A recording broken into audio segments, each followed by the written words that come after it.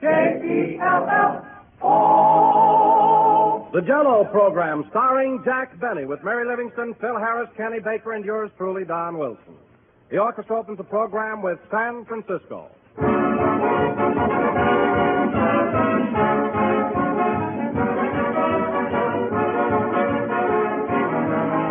Ladies and gentlemen, there are all sorts of quiz programs on the air nowadays. So tonight I'm going to hold one. Are you ready? Okay. There is one word in the English language which stands for the following: amazingly quick and easy to prepare, delightfully inexpensive, lovely to look at with 6 glowing colors, filled with delicious extra-rich fruit flavor, swell eating. Now, what's the one little word that means all of those things? Yes, sir, you've guessed it, Jell-O, America's favorite gelatin dessert. Easy to make. Why, all you do is add hot water and chill and will firm. Economical. One package costs only a few cents and serves the average family generously. Beautiful, for those 6 gay colors are as cheerful as spring sunshine. And the best tasting dessert you can serve to your family. For Jell-O brings you wonderful extra-rich fruit flavor that's as delicious as the real ripe fruit itself. So look for the big red letters on the box. They spell Jell-O.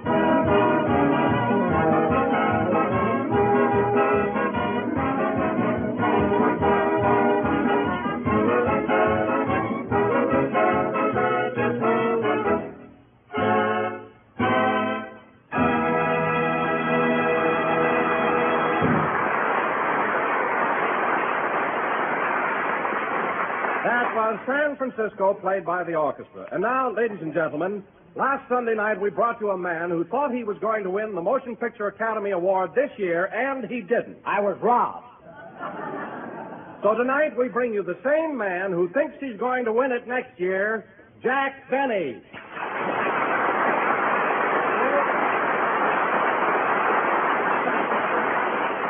Thank you. Hello again. This is Jack Benny, the optimist, talking. And, Don, weren't you surprised when you picked up the papers Friday morning and found out I wasn't on that list of winners? Well, frankly, Jack, I wasn't. Oh, well, I was just checking. Phil, weren't you surprised that I wasn't on that list? Yes and no. What do you mean, yes or no? Yes, we have no bananas, and no, I wasn't surprised.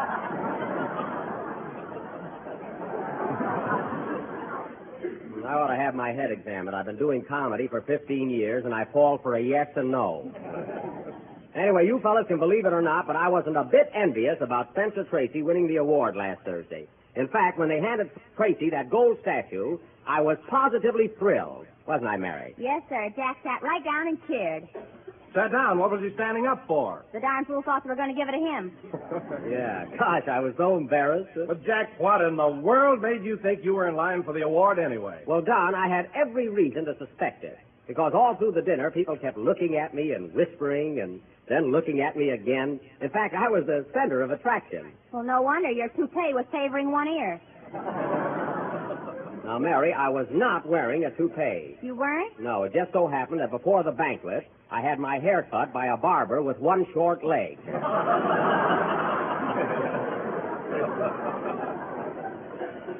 So don't make up lies. Well, let me tell you something, Jack. You should be tickled to death that you didn't win the Academy Award. Oh, I should. Yes, your head's big enough now.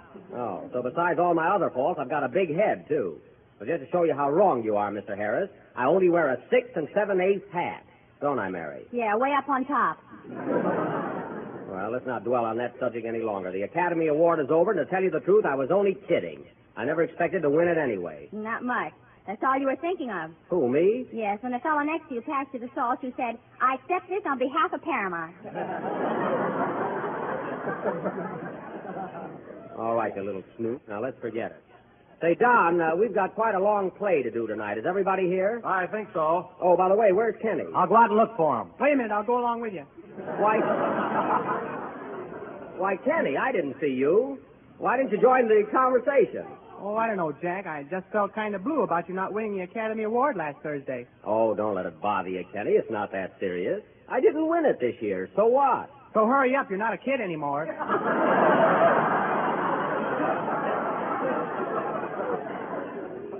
Now, just don't worry about it. As a matter of fact, I've got the whole thing figured out. The reason I didn't get the award is because I don't make enough pictures. You make enough for me. Is that so? Well, it might interest you to know that I'm dickering with Paramount to play the lead in Cecil B. DeMille's Union Pacific. Well, stop dickering. They previewed it last night.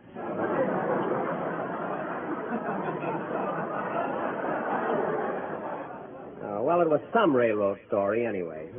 Now, look, fellas, we've got more important things to take care of tonight. And now that we're all here, I guess we can get started. So tonight, ladies and gentlemen, as I announced last week, the Benny Bargain Basement Players will present their version of Darrell F. Zanuck's 20th Century Fox production. That screen classic, that gripping melodrama, that sensational hunk of film, Jesse James. I said Jesse James. You're a little late there, buddy. Sorry, I was in another world.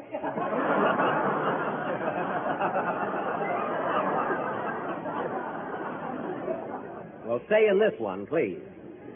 Now, in this epic, I will play the part of Jesse, that fearless, daring, courageous desperado, as portrayed on the screen by Tyrone Power. And, Phil, you're going to play the part of Barshee, the villain. Why can't I be the hero? I'm prettier than you are. No, Phil, it's already decided. Gee, I got wavy hair and pearly teeth and the biggest brown eyes.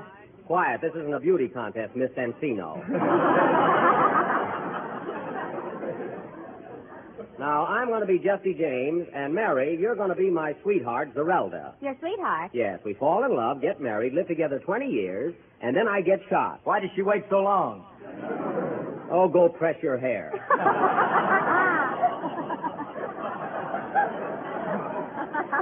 She doesn't shoot me, Phil. I'm shot by a dirty, low-down traitor. A man that hates me. I bet he sells toothpaste on Wednesday night.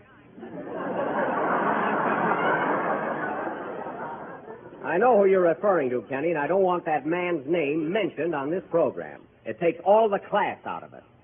Now, let's see. Who are you talking about, Jack? I'm referring to an ex-juggler who talks through his nose, wraps his wallet in barbed wire, and is as yellow as those corny shoes he wears. That's the gentleman I'm discussing. Incidentally, Don, did you ever notice that pained expression on his face? Yes, Jack, he always seems to be in agony. Why is that? Well, he's worn those same shoes since he was 12 years old, and in the meantime, his feet have grown. Now, getting back to our play. Same shoes, eh? I don't see I can stand it. Well, every 2 or 3 years, he has the buttons moved over. Now, getting back to our But, play. Jack, when Alan takes off his shoes at night, how does he get them back on in the morning? Who said he takes them off? His toes haven't wiggled since the Chicago fire.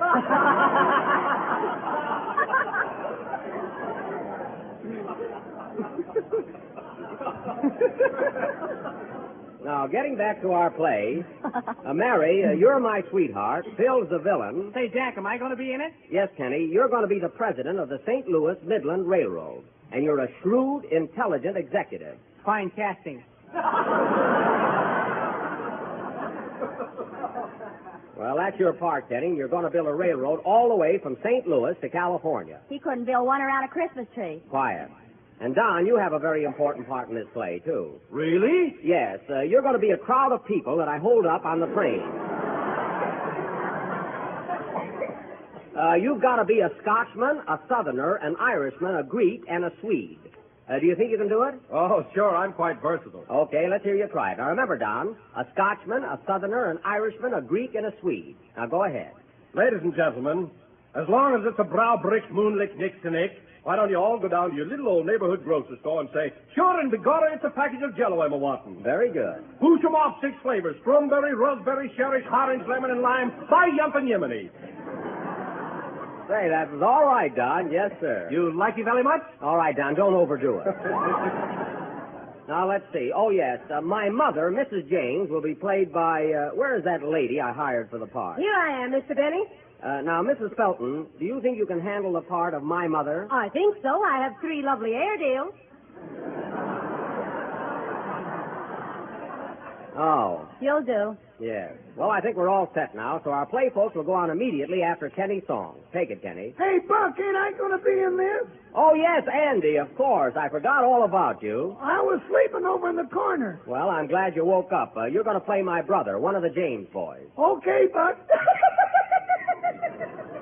So what are you laughing at? I was just thinking of you at the Academy banquet last Thursday night. Well, what about it? I thought I'd die when you stuck your tongue out at Spencer Tracy.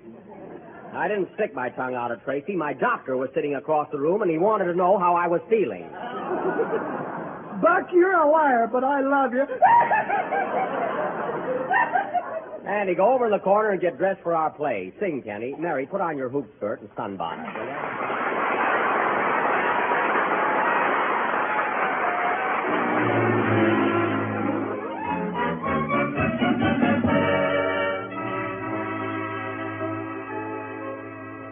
This night was made for dreaming. This night was passion for you. This night my arms enfold you. My eyes have told you that I adore you.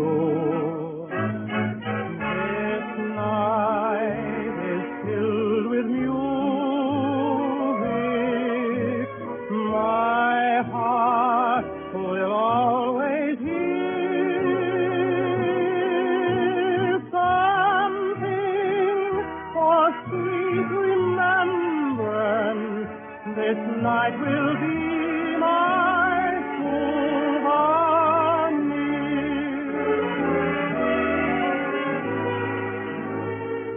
There may be nights again as fair as this that I'll remember when I fondly reminisce. Though there be other nights in years to be, this is the only night, the night of nights for me.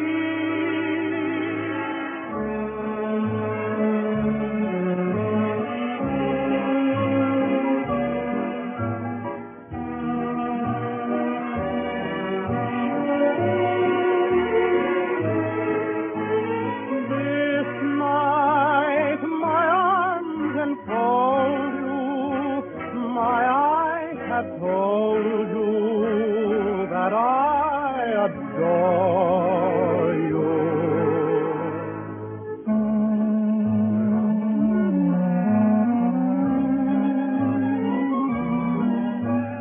My heart will always hear something for sweet remembrance. This night will be my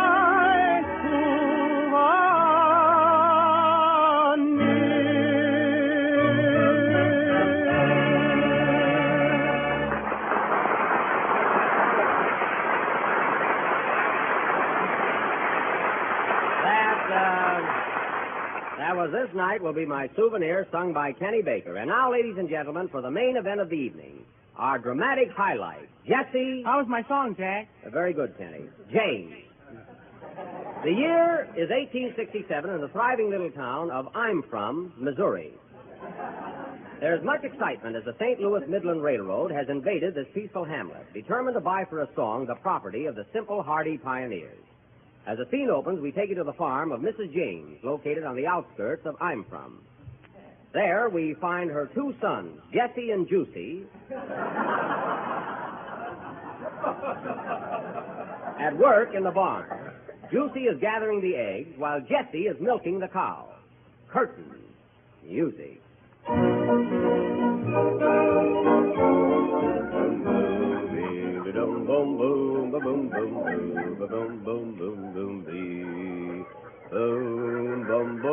Steady, Lulu.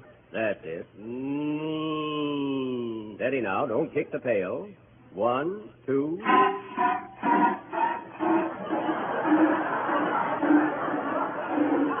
Atta girl. Nice going. Well, I guess that's about all. Oh, sorry, old girl.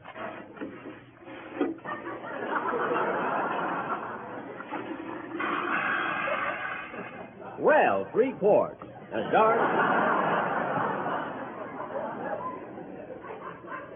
darn good, Lulu. Tonight I'll take you down to the Gem Theater to see Ferdinand the Bull. Woo! Control yourself, Lulu. Now it's your turn, Petunia. Oh, Jesse, Yes, Juicy. how much milk did you get? I got 3 quarts from Lulu, 2 from Cleopatra, and Petunia's gauge says full. How you making out with the egg? Fine, Jesse, I got 14 and a half. You got half an egg? Yep, I'm afraid Geraldine ain't trying. Darn it, I told her 1,000 times to concentrate. Watch your tail, Petunia. I'm slap happy now. Be careful. Hello, Zerelda. Hiya, Juicy. Juicy, Jesse?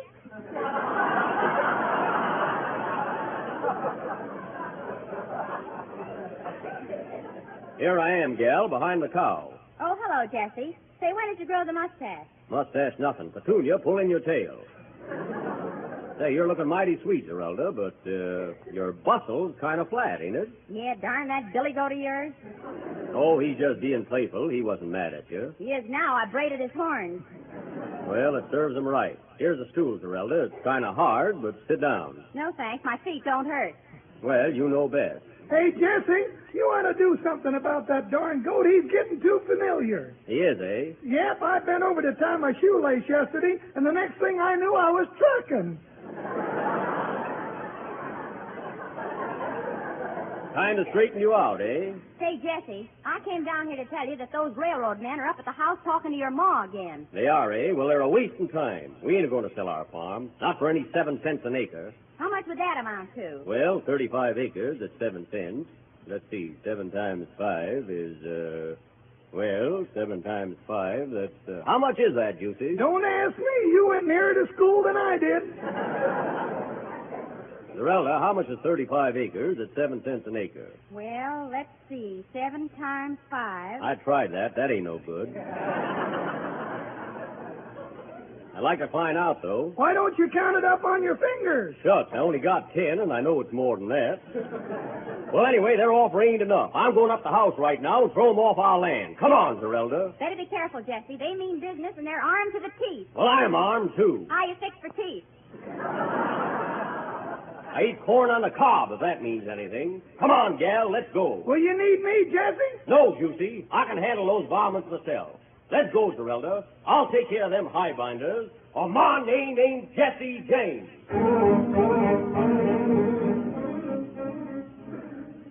Now, listen, Mrs. James, I'm tired of all this hemming and hawing. I'm going to give you just 1 minute to sign this paper. Yeah, 1 minute. Now, hold on, gentlemen. Hold on, nothing. We're aiming to run a railroad through this land, and there's nothing going to stop us. Yeah, nothing. But, gentlemen, this little farm is all we have. Makes no difference. The railroad's going through. Yeah, through. Boy, I'm all in.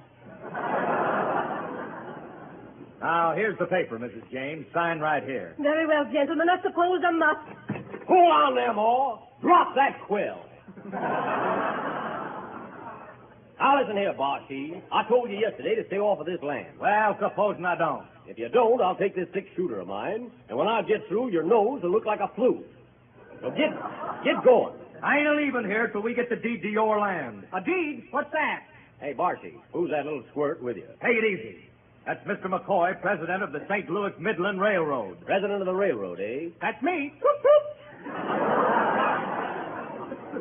Why, you little runt. Lay off of him, James. Listen, Barty, I had enough of you. You're nothing but a crook and a skunk. Yeah, skunk. Say, who are you with, anyway? I don't know, but my heart belongs to Daddy.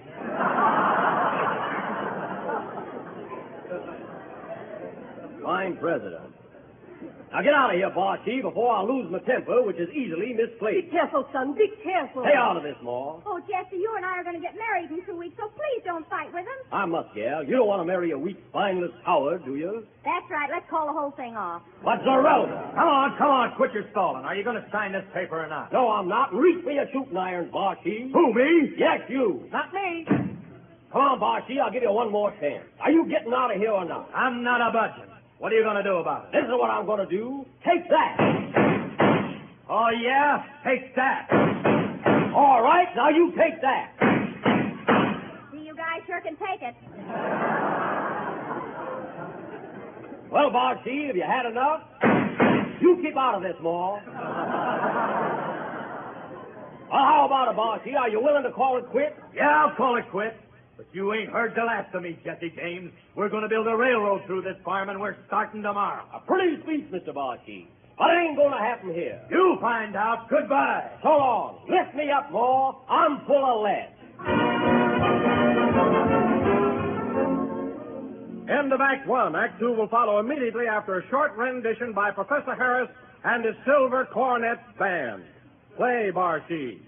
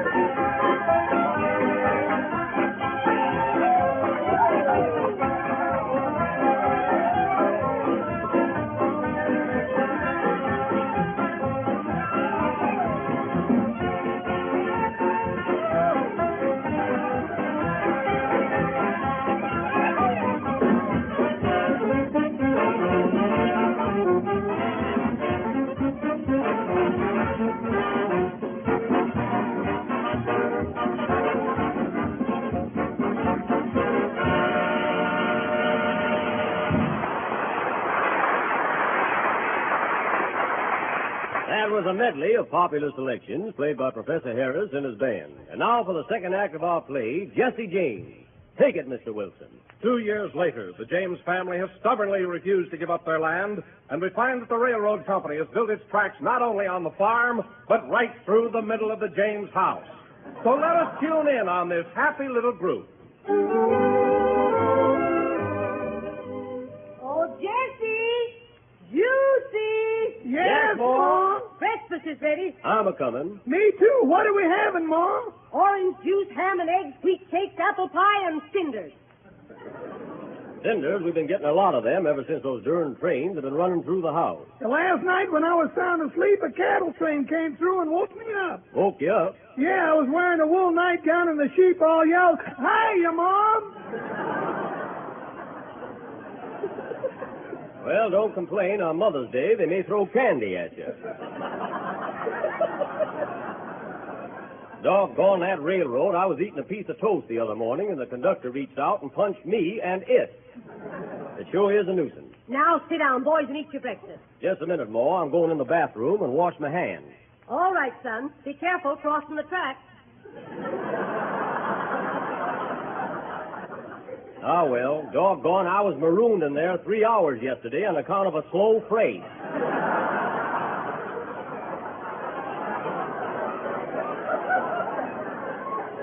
Be right back, Ma. Hey, Ma, is the back door open? Yes? Well, open the front one quick. Here comes the 715. There's Sam, the engineer. Hiya, Sam. Hiya, Sam.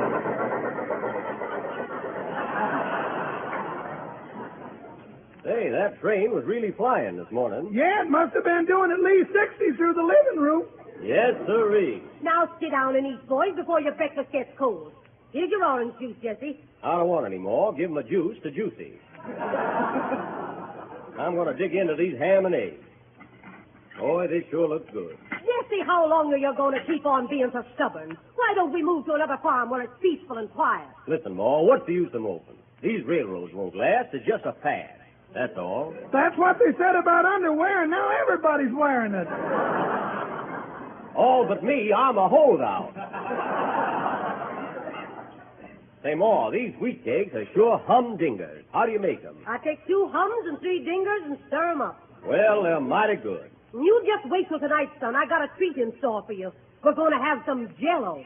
Jell-O? What's that? Well, it's a newfangled dessert. Something new, eh? Yes, and I think you'll be crazy about it.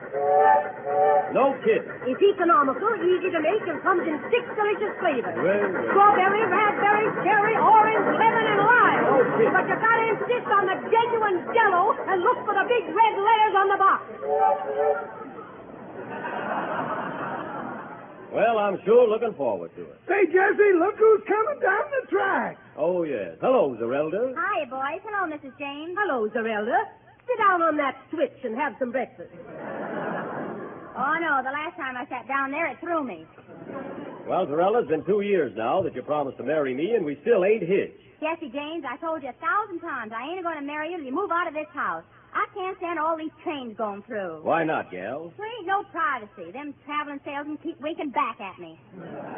Well, I can't help it, Zerelda. I love you, but my mind's made up, and I ain't a-moving. All right, then, Jesse, you win. I'll marry you. Now you're talking, Zerelda, and we'll be very happy here. Zerelda, get off the track. Here comes the 810 right on schedule. Good heavens, what's that? Another train, and it's coming the other way. Oh, my goodness, there's only one track. There'll be a wreck. Yeah, here they come. Stop, Jesse! Jump, Juicy. Look out, Paul. Look out, Zerelda. Here it comes.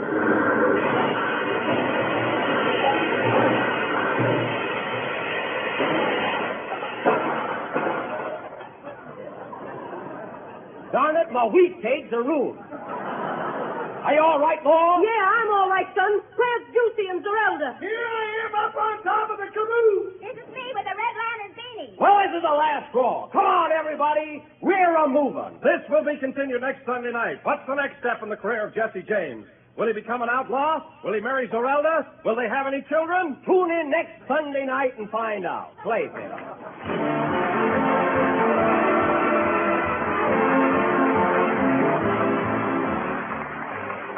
You know, I think that a plain meal really demands an extra delicious dessert, and a fancy meal deserves one. Well, here's the perfect dessert for either one. It's the new Jell-O butterscotch pudding, and really it is the most tempting treat you've tried in many a long day. Remember when you were a youngster and used to beg for butterscotch candy? Well, Jell-O butterscotch pudding has the same old-fashioned goodness, the same true butterscotch flavor that's rich and mellow. And it has a smooth, lovely color like golden taffy that makes your mouth just water to look at it. Your family will love it, and they'll love Jell-O vanilla pudding, too, creamy and delicate. And Jell-O chocolate pudding, rich and smooth and real chocolatey. All three new Jell-O puddings are made with fine, wholesome ingredients, and all three are quick and easy to prepare, for there's only a few minutes cooking required.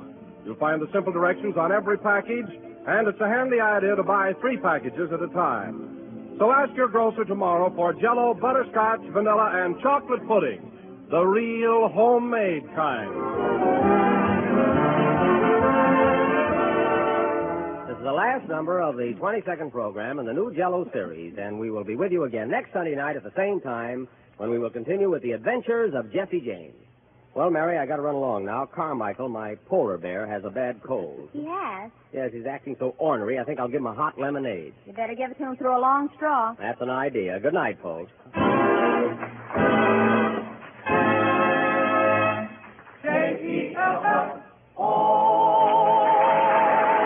Kenny Baker appears on the Jell-O program through courtesy of Mervyn LeRoy Productions. This is the National Broadcasting Company.